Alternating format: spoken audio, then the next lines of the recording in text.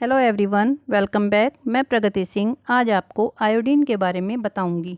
Iodine thyroxine hormone के बनाने में हेल्पफुल है। यह थायरोक्सिन थायराइड ग्रंथि के द्वारा उत्पन्न होता है।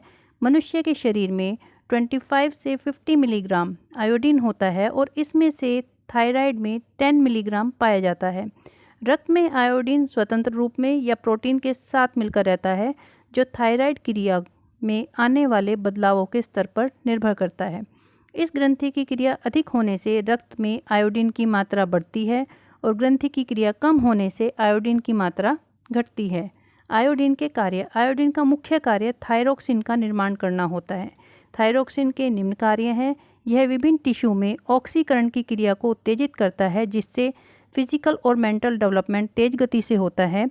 मसल्स अधिक एक्टिव हो जाती हैं। हार्ट की गति में वृद्धि करके ब्लड सर्कुलेशन में सहायता करता है।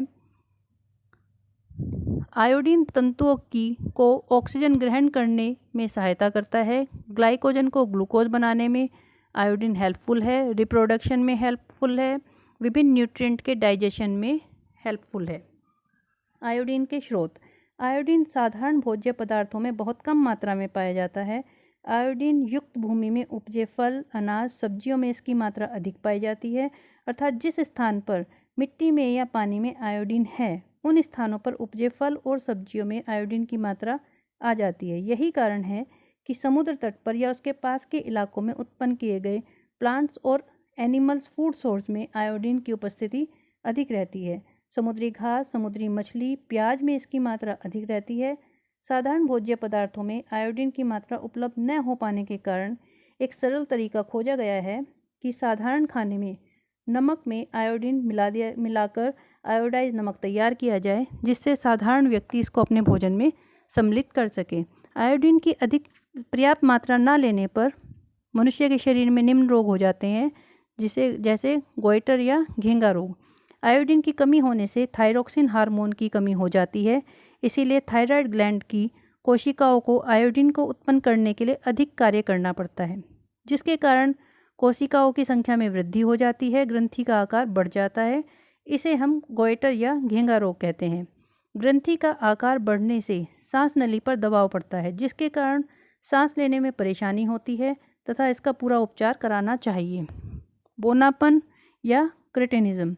यह रोग बच्चों में होता है, विशेषकर उन बच्चों में जिनकी माता के आहार में प्रेगनेंसी के दौरान आयोडीन की कम मात्रा रहती है।